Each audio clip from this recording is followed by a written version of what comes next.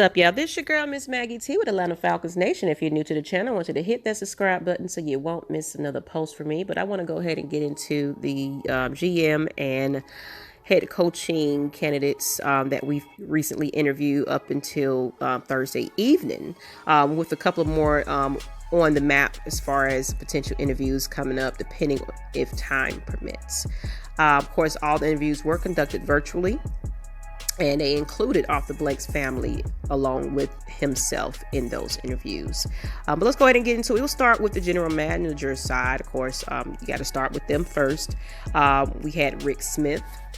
Currently, he doesn't have a role in an NFL, but he was the executive vice president of football operations for the Houston Texans from 2012 to 2017. Of course, he was the general manager for a lengthy time, 2006 through 2017. Of course, why it would work for him.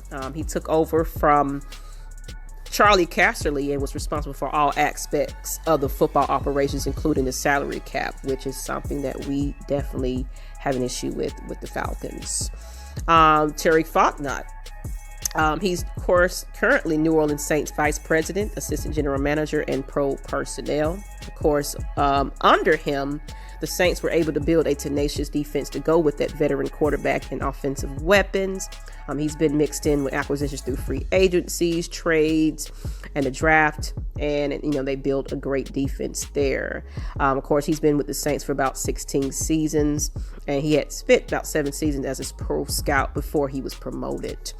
Of course, why it makes sense for him, the Saints have just been doing something right in the talent department. It's something that we do have to work on here in the Falcons franchise.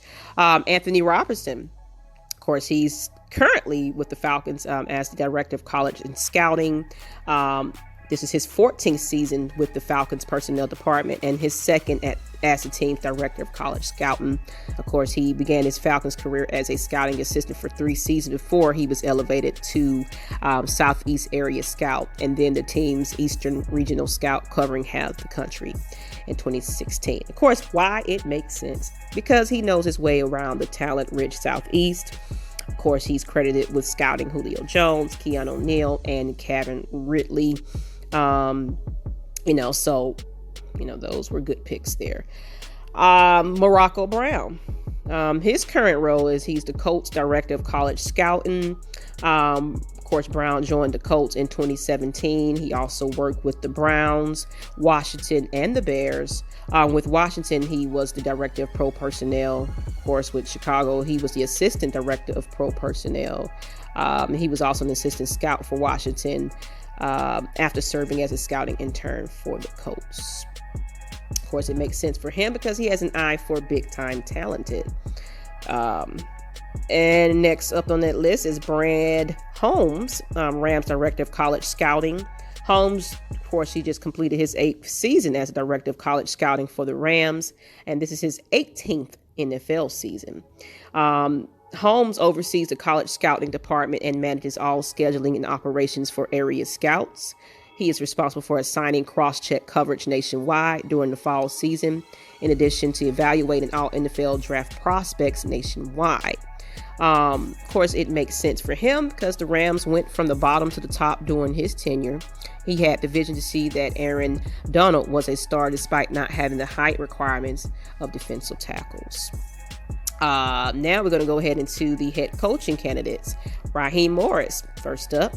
Of course, Falcons interim head coach. We already know who that is. If you don't know, you must be under the rock. But before being with the Falcons, he was Tampa Bay's head coach from 2009 to 2011. Of course, he was named the head coach there at age 32. After leaving Tampa Bay, Morris went to Washington, and then, of course, he's currently with the Falcons. And he's worked with Mike Shanahan, Kyle Shanahan, Sean McVay, Matt LaFleur, and Dan Quinn. Of course, Morris has coached offense and defense, and he was the Falcons wide receivers coach from 2016 to 2018. Of course, why it worked for him, of course, he knows the team. He's be the first permanent black head coach for the Falcons, something that we haven't had, as well as, of Of course, the players do support Morris, and he's the most familiar with the roster. He knows who must go and who should stay. To stay. He has a working relationship with McKay, Falcons national scout Rustin Webster, and many more important things. Matt Ryan and Julio Jones both consider him a head coach in an NFL. So, hey, there you go. All right, but of course, we had Joe Brady. He's the Panthers offensive coordinator. He played linebacker at William & Mary and went to Penn State as a grad assistant. Was a low-level assistant with the Saints in 2017 and 2018 before leaving for LSU, where he rose to his prominence as the passing game coordinator and wide receivers coach. Why it works for him, Brady, who got on the NFL's radar after a spectacular 2019 season at LSU, in which he worked with quarterback Joe Burrow, also is reported to be a candidate for the Chargers and Texans coaching jobs. He went to the Saints for 2 seasons before having that magical season at LSU. As well as Eric Bieniemy, Kansas City Chiefs offensive coordinator. And then, of course, he's pretty much one of the very high popular ones that everybody's talking about as far as who they will like as a head coach. Of course, a little bit about his background. He's played running back at Colorado and was a Heisman Trophy finalist. He played in the NFL for 9 seasons with the Chargers, Bengals, and Eagles, was the running backs coach for the Vikings, and was the assistant head coach running backs in 2010. He coached Chiefs running backs from 2012 to 2017 and has been the offensive coordinator since then. Of course, it makes sense because he's a top head, coaching candidate for everyone at this point. Under him, the Chiefs have the top offense in the NFL this season in yardage and are 5th in scoring. And of course, the Falcons are built for offense and could use a booster. So, especially in that red zone. Let's see here. As well as Robert Saleh, current role as San Francisco 49ers defensive coordinator. A little bit about his background. After 1 month as a graduate assistant at Georgia in early 2005, he made the leap to the NFL with Houston, Texas. Of course, he was with them and then Seattle and Jacksonville before becoming the 49ers defensive coordinator in 2017. Of course, why it works for him, he makes sense. He make lemonade out of lemons. Even with mass injuries, the 49ers defense continued to perform at a high level last season. Of course, his unit finished 5th in total defense, 4th in pass defense, and 7th in run defense. Of course, the Falcons were not able to overcome injuries in the defense, and it's lingered all the way into 2019 from that 2018 season. As well as Brandon Staley. Current role is the Rams defensive coordinator. He was with the Bears from 2017 to 2018, and then the Broncos in 2018. He's in his first season with the Rams currently. It makes sense for him. Of course, the Rams had the number 1 ranked defense in yards, and can you say defense is something that we need? But yeah, number 1 ranked defense in yards and points allowed this season. Of course, maybe he can bring defensive tackle Aaron Donald and cornerback Jalen Ramsey. Probably not happening, but it would be nice.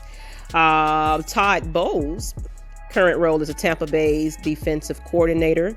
Of course, he actually interviewed previous to this for the Falcons head coaching job in 2015 when it went to Dan Quinn. Wonderful.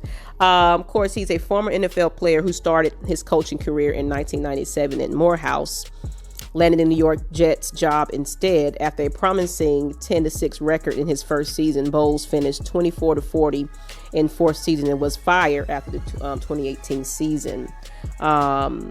Of course, it worked for him. He's a veteran coach that the Falcons would have to listen to. His tough, no-nonsense approach would be a welcome department from Dan Quinn's brotherhood. His defenses have always been stout and tenacious. Also, he could perhaps bring in some, good offensive coordinators with him. But that, and it may even entice college teammates, more people that might be interested in coming over to play for us. Never know. Then Arthur Smith, his current role is a Tennessee Titans offensive coordinator, and a little bit about his background. He played guard in college at North Carolina. Worked his way up with the Titans from quality control assistant in 2011 to being named offensive coordinator in 2019 as well. And of course, it makes sense for him. Now, this was an upcoming interview, actually, so he hasn't been interviewed, but it definitely is upcoming. He runs the same type of power offense that the Falcons ran under former coach Mike Smith and offensive coordinator Mike Mularkey. Of course, you won't see any jet sweeps on 3rd and 1. The Falcons will have to find him a power running back in the mode of the Titans All-Pro Derrick Henry as well. And Nathaniel Hackett, his current role is Green Bay offensive coordinator. A little bit about his background. Hackett's first job in the NFL was as a quality control assistant with Tampa Bay in 2006. For some reason that 2020 is stuck in my head, where he stayed through 2007. He was a quality control assistant with Buffalo before going back to the college ranks to coach at Syracuse. Of course, why it makes sense for him. He has been with the Packers since 2019 on the staff of Coach Matt LaFleur, who was on the Falcons staff under Dan Quinn and offensive coordinator Kyle Shanahan. LaFleur was passed over for the coordinator position when Shanahan left for San Francisco after that Super Bowl as well. So, of course, Hackett, who has worked with Aaron Rodgers for 2 seasons, could bring back Shanahan's offense that helped Matt Ryan become the franchise first MVP. That being said, that's kind of all I have on the candidates. I know I kind of just went all in on these candidates, and I hope that you learned a little something from it. And tell me who you want to see as the GM and head coach. But until the next time, this is Maggie T at Atlanta Falcons Nation. And if you haven't subscribed to that channel, I don't know what you're waiting on. But to the next time, we are the nation, and I'm out. Peace.